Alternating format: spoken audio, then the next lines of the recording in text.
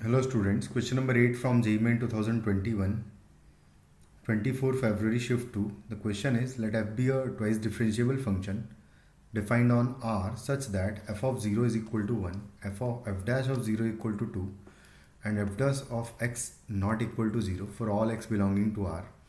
If this determinant is equal to 0 for all x belonging to R, then the value of f of 1 lies in the interval. किस interval में लाया करेगा ये बताना है मुझे. तो हम लोग क्या करते हैं, इस डिटर्मिनेंट को सबसे पहले तो मैं अगर ओपन करूँगा तो आएगा f of x multiplied by f double dash of x is equal to f dash of x into f dash of x का स्क्वायर बेसिकली हो जाएगा ये. तो ये आ जाएगा और इक्वल टू कर दिया बीच में मैंने, क्योंकि minus is equal to zero लिखता मैं तो यहाँ पर इक्वल टू लगा दिया. यहाँ पर हम क्या करेंगे अब कि इसको एफ डैश को इधर नीचे ले जाऊंगा मैं और एफ डैश को यहाँ पर एक को नीचे एफ एक्स को नीचे ले जाएंगे और एक एफ डैश को नीचे ले आएंगे.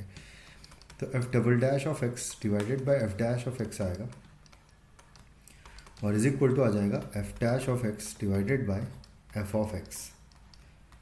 दोनों साइड अगर इंटीग्रेट कर दिया जाए तो यहाँ पर कुछ इस तरीके से आएगा. यहाँ पर क्योंकि मैं इसको टी मानूंगा तो इसका डिफ्रेंशिएशन ऊपर है, तो इस वजह से ये डी टी अपॉन टी हो जाएगा, यानी कि इसका इंटीग्रेशन एल एन टी हो जाएगा, यानी कि L N of F dash x इसका integration is equal to same way में L N of F x जो है यहाँ पर इंटीग्रेशन हो जाएगा and plus L N of constant some लिख देता हूँ मैं यहाँ पर. तो यहाँ से F dash x is equal to basically आ जाएगा C multiplied by F of x आ जाएगा. अब अगर इस पूरी इक्वेशन में मैं x equal to zero put करूँ तो यहाँ से आ जाएगा f dash of zero is equal to C into F of zero. तो एफ डैश ऑफ ज़ीरो का वैल्यू 2 है and equal to C into 1 हो जाएगा एफ ऑफ ज़ीरो का वैल्यू, तो सी का वैल्यू 2 आ गया, यानी कि basically F dash of x का वैल्यू हमें मिल जाएगा equal to 2 times F of x. उसके बाद फिर हम क्या करेंगे, फिर से वही प्रोसेस वापस यूज़ करेंगे हम लोग. तो अगर फिर से वापस प्रोसेस सेम यूज़ करेंगे अगर तो यहाँ से आ जाएगा f dash of x divided by f x is equal to हो जाएगा 2. फिर से इंटीग्रेट कर देंगे दोनों साइड और दोनों साइड फिर से अगर इंटीग्रेट करूँगा तो यहाँ पर फिर से L N of F x आ जाएगा और इज इक्वल टू हो जाएगा यहाँ पर 2x हो जाएगा और प्लस कांस्टेंट आएगा. तो एफ एक्स का वैल्यू एक्चुअली यहाँ से आ जाएगा ई की पावर 2x प्लस कांस्टेंट आएगा. तो पूरा फंक्शन ही आ गया हमारे पास, लेकिन इस बार कांस्टेंट का वैल्यू फिर से निकालना है.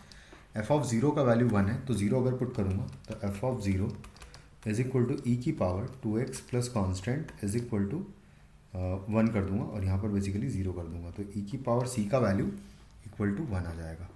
ई की पावर सी का वैल्यू इक्वल टू अगर 1 आ गया तो यहाँ पर बेसिकली ये हो जाएगा ई की पावर 2x इंटू ई की पावर सी. तो ई की पावर सी का वैल्यू हो गया 1, तो यानी कि जो फंक्शन है हमारा वो हो जाएगा f x is equal to e की पावर 2x. और अगर ई की पावर 2x है तो आपसे पूछा है कि एफ ऑफ 1 का वैल्यू क्या आएगा, तो एफ ऑफ 1 का वैल्यू हो जाएगा ई की पावर 2. ई की पावर 2 जो है 2.7 का स्क्वायर होगा. 2.7 का स्क्वायर जो है ये लगभग अगर देखा जाए तो 3 से तो बड़ा ही होगा और 2.7 इज़ ऑलमोस्ट 2.7 का स्क्वायर बेसिकली करना है हमें. तो 2.7 का स्क्वायर अगर करूँगा मैं तो ये किस इंटरवल में लाया करेगा अगर ये देखना है मुझे सिर्फ. तो 0 से 3 है, 3 से 6 है, 6 to 9 है, 9 to 12 है. तो एक बार हम ट्राई करके देख लेते हैं. 2.7 को एक बार मल्टीप्लाई कर लेता हूँ मैं 2.7 से. तो यहाँ से आ जाएगा 49, 7 दूनी 14 और 4 18, फिर आएगा 54, तो हो जाएगा 9, 8 और 4 12 और 8 और 4 12, तो बचा 1, 5 और 6 7, 7.29 समथिंग कुछ तरीके से आ जाएगा 7.29 समथिंग. अगर 7 पॉइंट समथिंग आ रहा है इसका मतलब कि हमारा जो आंसर है वो हो जाएगा 6 to 9 वाला आंसर हो जाएगा. तो option second is the correct answer. Thank you.